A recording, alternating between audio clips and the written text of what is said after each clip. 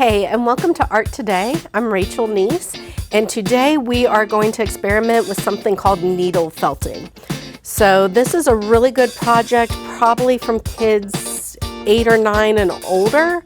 It's going to depend on what you think your child is capable of. It does involve little needles with barbed edges that you're going in and out of fiber with. So you need to make sure that you trust your kid enough that they're not going to stab themselves. This particular felting goes back pretty far.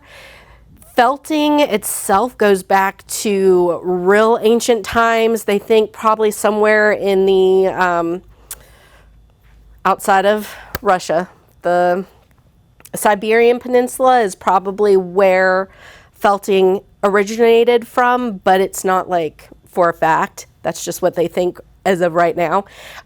So at some point there were sheep herders that their feet hurt and they needed something in there. So when they sheared their sheep, they would put it inside their sandals or their shoes. And then with walking and sweating, they would kind of pack down the wool. And that was the first form of felting. And it has gone for centuries. It has made hats, the Mad Hatter.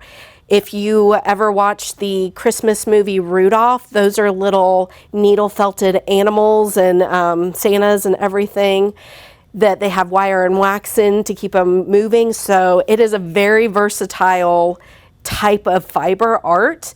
And today I'm going to show you guys needle felting or felt painting, or wool painting is what it's considered. You can technically do little pieces like on Rudolph. However, this is really hard and I stabbed myself a lot, so I need a little bit more practice before I share this type of thing with you. However, I have, thanks to some kits I found at a local hobby store, I was able to kind of figure it out, and then I was able to kind of start creating my own things. So this is the first thing I did, and then I went real big. This one is, of course, not finished at all, but I'm trying to make a little landscape on a canvas bag that I found. So it started. This is taking a really long time. I've been working on this for a couple months. So it does take time if you're doing a bigger project, but the smaller projects will go quicker. And just to show you the kits, they come from a couple different types of companies, but they're all real fun. You can find something that you want to try, give it a shot. They come with really good instructions. Sometimes they also have things online where you can look into that. But if you are just going to, instead of get a kit, you want to do this on your own, you're going to need a couple of things to start with. So the first thing is you're going to need some kind of needle felt padding. This is the one I most recently upgraded to. And this is the one I recently got for my students. And I think I'm going to get a bigger one for myself because this one's awesome. The ones that came with the kit, they're kind of a one shop and done. If you can tell, like this one's very flattened and this guy's been stabbed quite a bit. So the ones that come in the kits are probably a one and done. You would probably want to invest in a bigger one that's a little bit more sturdy if you really get into this. The next thing you're going to need are your needle felting needles. So they're like little braid needles. It's kind of hard to see on camera, I'm sure, but they're barbed. So there's like little hooks and barbs because they go in and out of the wool and it kind of messes the fibers together. So there's all kinds that you can get. You can get ones for larger projects like this one that I recently got. I haven't tried. We might try this one today, but it's got 3 together. There's a lot of people that do the 3D needle felting animals and like the wool balls for the dryer, and they'll use ones with multiple needles. But when I got for my students, the big thing I got here was a kit that will not open because I have many students. There's a couple of different sizes of needles that come in there so you can find the right one for your project. The other big thing is for those that do feel like they might stab themselves, there are finger protectors. However, I'm going to do it without it because I'm an artist and I've stabbed and burned myself several times, that it's okay at this point. But if you are starting out and you are not okay with that, definitely get the leather protectors. They're going to help you. Also in this kit, there's a few different things where we can make the needles so it's like the one that you saw with the multiple needles. They'll also have like a little flat felt in there. However, I like to get the fluffier stuff. So this is just actual felted wool. You can work on the felt that you use in like kindergarten. If you go to the craft store, it's normally over by the Crayola markers and crayons, and they come in all kinds of sheets. So you can do those if you want something bigger. But you can also felt onto actual fabric. Now this one here, I felted on, part of it was on this, and then I took that and I felted it into the fabric, so you can actually see it from behind, where I felted into the fabric and where it's felted above. I don't know if that's done correctly by most fiber artists, but that's kind of what I decided to do, and that worked for me. It's also really neat. You can, if you want to, you do not have to frame these with the embroidery hoops, but they have some really cool ones out now that kind of look like wood, but they bend quite a bit. So they're real easy. You can go with the old-fashioned wooden hoop. They also have plastic ones that come in all kinds of colors. These are normally, once you start kind of getting your piece together and wanting to hang it on the wall however you want to display your work. So another thing that you might want to have around are some cookie cutters, different shapes. I've got a whole bunch in my ceramics room, so I'm just gonna grabbed a couple so I can show you, and I'll show you how you can use those versus some of the other things. So the very last thing that you are going to need is the wool itself. You can get all kinds. The kind that my local hobby store has are these artsies. So they come in pretty big, big wool bundles, I suppose. They tend to last pretty long. I'm still going off of them. I also ordered a bunch off of Amazon. So they'll normally come like this, and then you gotta open it, and you get a whole bunch, and they come in these little bits, but a little goes a long way. So even though you're like, oh, it's so little, it's gonna go a long way. The way I've decided to organize it is to use all the egg cartons that are driving my husband nuts that I'm collecting, because they're coming in handy now. So you can actually put your different colors in there so you can see how much you have and what colors, and they're easier to grab. I'm probably going to do this for my students. It'll be easier for them.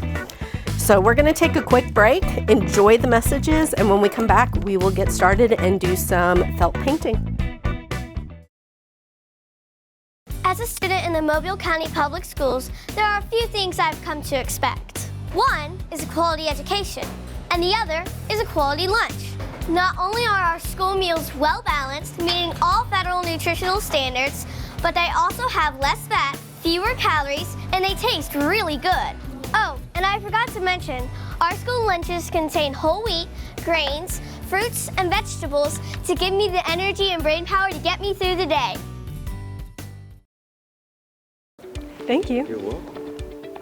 Ayla, hi. Oh, hi, Sierra. How are you? Good, how are things? Things couldn't be better. What do you mean? Well, I just started this new job as a school teacher with the Mobile County Public Schools, and it has been a life changer. Great benefits, the hours are great, and great students. Just overall, it's a great opportunity. Oh, wow, that sounds great. Yeah. I'm going to look into that. You should. For more information, visit mcpss.com/job opportunities. My name is Harshini. I'm a junior at Davidson High School, and after graduation, I plan on pursuing a career in dermatology.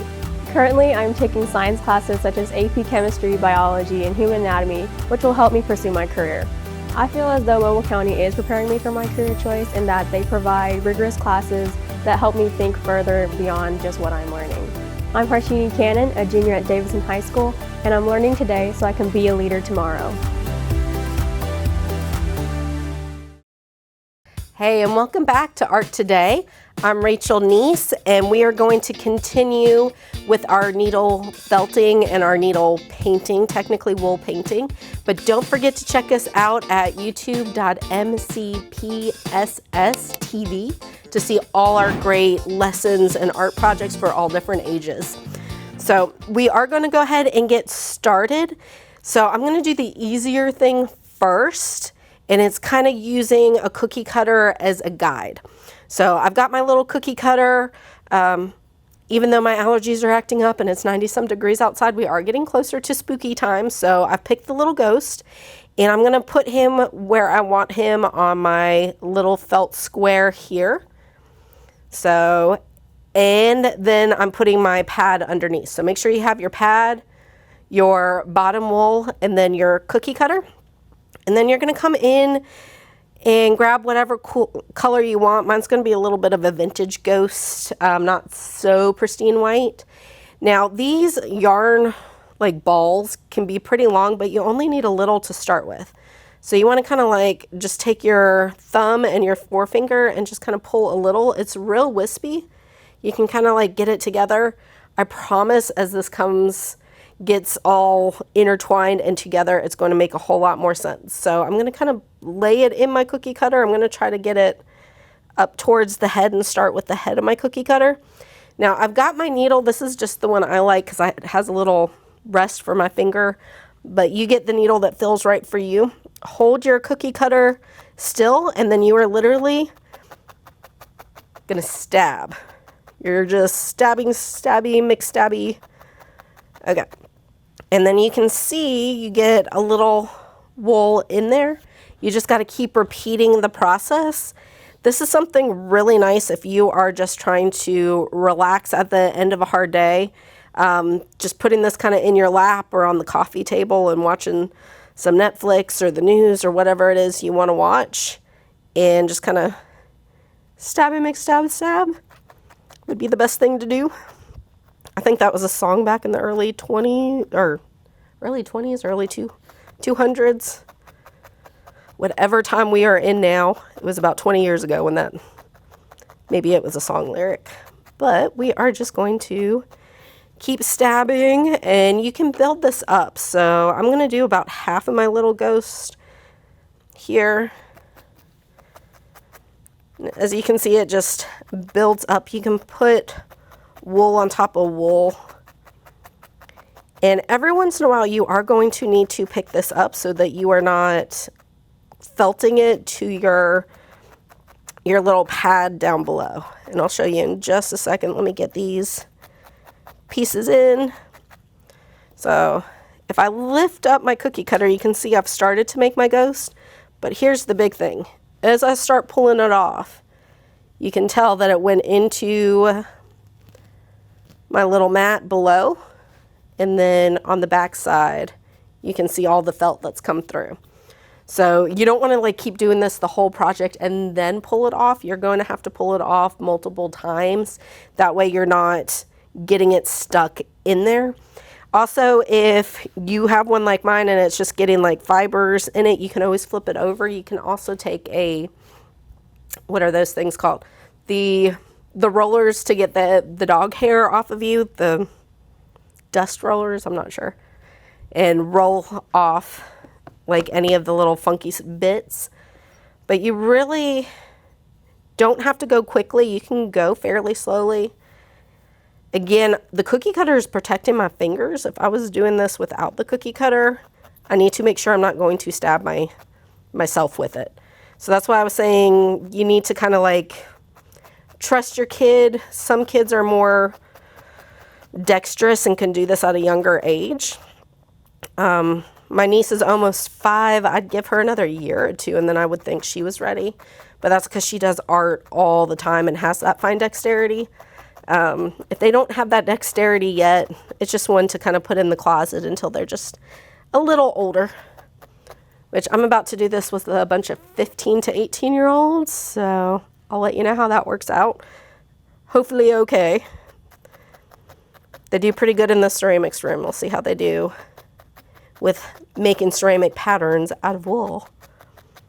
So I'm just going to kind of finish up the top half of this little ghost guy and then pull it off another time before I get too far. And just kind of, like I said, just stabby, stab, stab, stab. And the more you stab, the more felted it's going to get. So if you want a fluffier texture, you would not like stab as much. I kind of discovered when I was doing the fox over here that I really like a real flat, smooth texture. So I went back and added quite a few layers of wool and really packed it in there. Other people would like a looser type of painting, and whichever one floats your boat is the one that works for you. Nothing, it's art. There's no right or wrong as long as you're not hurting yourself. Okay, so I've got the little top part of my ghosty done. I'm gonna lift him up again, and you can see there's far more on the back, and that's how he looks on the front.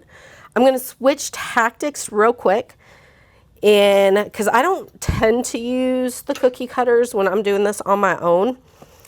And I kind of freehand what I want. Like if you wanted to print something out and maybe transfer it somehow onto the bottom felt, I guess. Is it called felt? Yeah, they're called wool felt squares. So your felt. And I just drew a simple little jellyfish there. And just to kind of, so you can see the needle a little bit more. I've got a little wool there. And I'm going to try to get it between the lines. And in a second, when we take a break, I will get together how to show you how to do like the fine details. Those are kind of the harder ones. That took me a minute to figure out, but it is totally doable.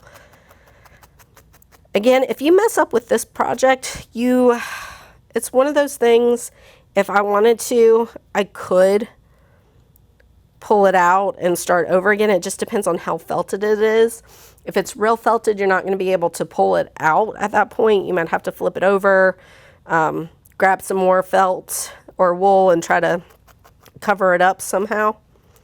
But that's a good thing about making mistakes. If you make mistakes, you can always figure out how to fix them. I think that's better than just everything turning out right, because some of the biggest mistakes in my art career have turned out to be some of like the coolest projects I've ever done. So do not be afraid to make mistakes. It's only going to be a learning experience. So again, just every once in a while, kind of pull that guy up, grab a little bit more. And there's people all over the internet that they all have different styles for needle felting. Definitely check them out. We've got some really cool artists just here in America that are doing animation with their needle felting. We have people that are making clothes, others that are making like these really cool like 3D art pieces. So go ahead, check it out, Google it, find your favorite artist. We're going to take a quick break, and when we get back, we'll get into the nitty-gritty details of this little jellyfish.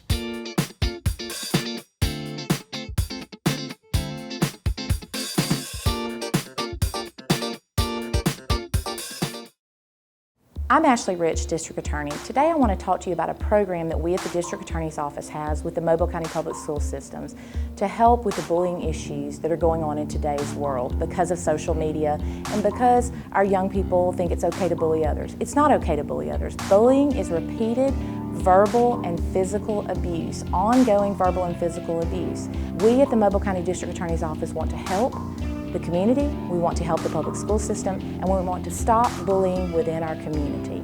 It's really, really important that we do so. And parents need to be responsible if their child is either being bullied or if their child is a bully. Parents need to be involved to stop the bullying or to help the child if they are being bullied. And we at the Mobile County District Attorney's Office and the Mobile County Public School System are also here to help.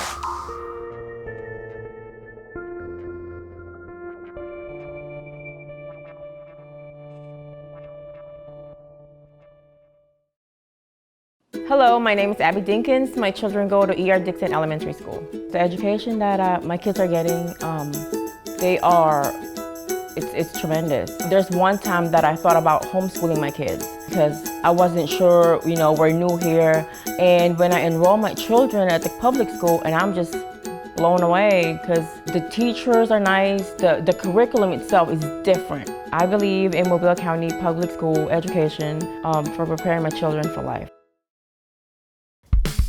Hey guys, and welcome back to Art Today. We are finishing up our example on how to felt paint or wool paint. I think wool paint's probably the more commonly used term. So I'm working on my little jellyfish here. I did want to show you guys a few things. So I put down a base color of this like real light pink, and then I'm coming back over with a heavier pink to kind of give it that like jellyfish-like sense. And I have not used this yet, so you guys are getting to use it with me the first time, this multi-needle tool. And I think it's for larger areas, so I'm just gonna lay my wool where I think I want it, and we're just gonna go in like we would with the other one. Ooh, okay, that does it quickly. So yes, if you are a little impatient, this might be the tool to go with. I think I still prefer the other one, but that made it go way quicker. And they've got ones, this one has 3 needles on it. They've got ones with 6 and 12, so you can really go gun-ho. You just, again, be careful of your fingers. Do not stab yourself. So I've got like the body, the top part of my little guy here. I'm going to go in and do some details. So I'm using kind of a contrasting wool here. This one's got a little of the same type of pink in there, but there's a lot of oranges and yellows. So I'm just going to grab a little bit, try to get a couple of different colors in there. And here's the big thing. When you're doing the details, and you know, like the little jellyfish, that's why I picked a jellyfish, their little legs are pretty long. So what I'm going to do with my little wisp of wool here is I'm going to kind of twist it. Like if you were twirling hair, you can kind of twist it and get a long little line here. I'm going to hold it with, if you can see how I'm holding it, it's probably not the best way, but I'm going to try to follow my lines here. So I'm just going to set it down and try to hold it taut and then stab right into my little line here. Try to keep it going the wavy line I had given myself with the Sharpie when I put my original design on there. Okay, so you can kind of see I've loosely gotten it on there. I can now tighten it up. So I've stabbed enough along it that it's staying in. You can see it's coming out the back here. But now I can like really clean that up and then decide if I need to add more or not. Let's see. And sometimes you're going to miss, and that is okay. I think sometimes I am just stabbing the area around it. But here we go. And I think I need a little bit more. When you're not using your knee, especially if you're on the couch and you got dogs like I am, or I do, make sure you have that needle securely in your foam or your board, wherever, because those things get lost in a couch real quick. And the last thing I need is my geriatric little beagle who eats everything trying to eat one of these. Because she probably would if she could. So just be careful with animals or younger children that you are paying attention to where your needles are. And coming back up, I'm filling up some of the space at the top. And then you kind of see it kind of does some weird stuff. So you can take your little needle and drag it where you need it to if you want like more of one color elsewhere.